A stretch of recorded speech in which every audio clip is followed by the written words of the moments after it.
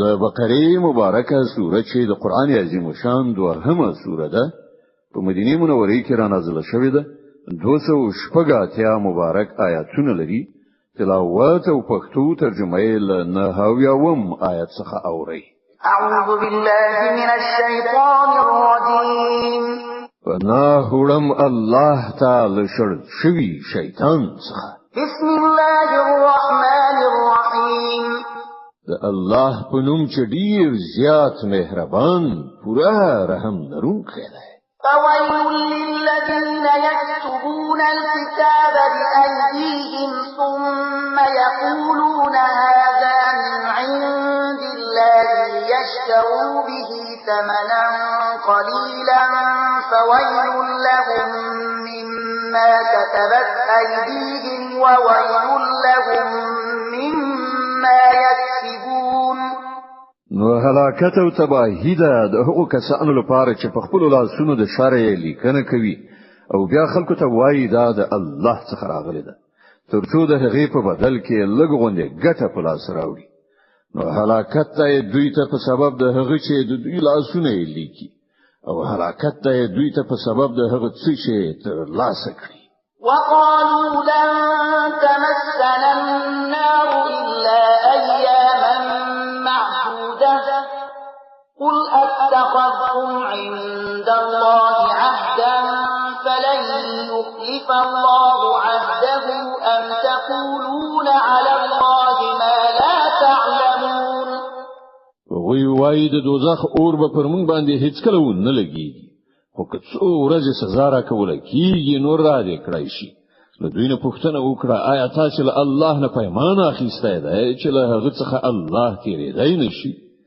یا خبره دا ده چې په الله پورې داسې خبرې تړي چې تاسو پرې نه پوهیږئ بلى من كسب سيئة وأحاطت به خطيئته فأولئك أصحاب النار هم فيها خالدون هر څوک چې بدی وکړي او د خپل خطاو په چاپیریال کې سار شي هغوی دوزخیان دي او هغوی به په دوزخ کې تل اوسېږي والذين آمنوا وعملوا الصالحات أولئك أصحاب الجنة هم فيها خالدون او کوم خلک چې ایمان راوړي او نیک عملونه وکړي هغوی جنتیان دي او په جنت کې به هغوی تل اوسېږي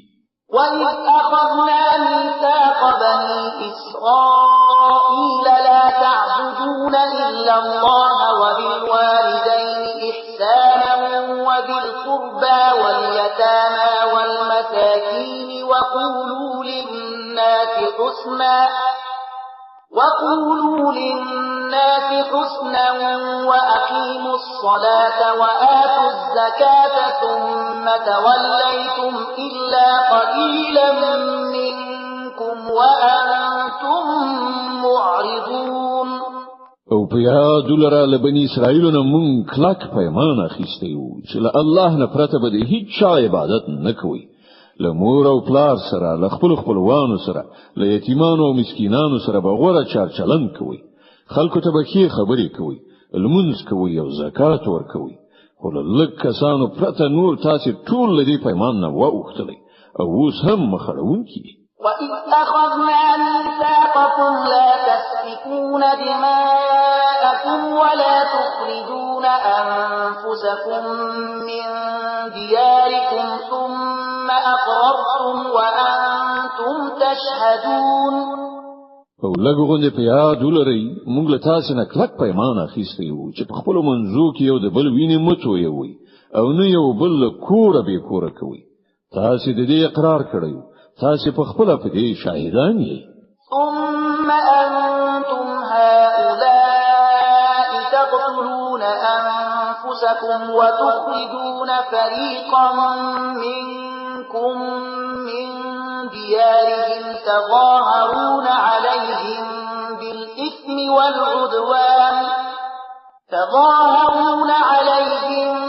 بالإثم والعدوان وإن يأتوكم أسارى تفادوهم وهو محرم عليكم إخراجهم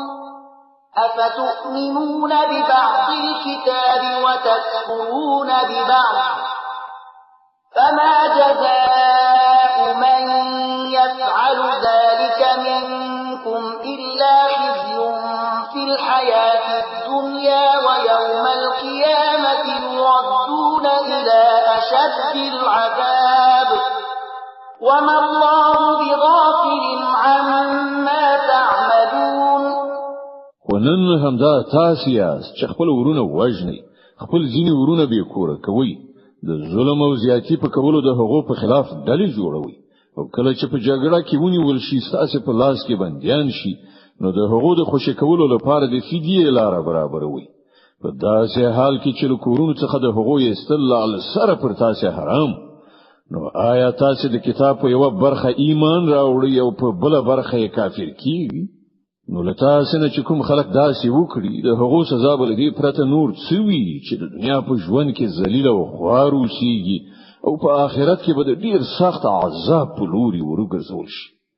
الله ستاسو د دې حرکتونو څخه به خبره نه ده.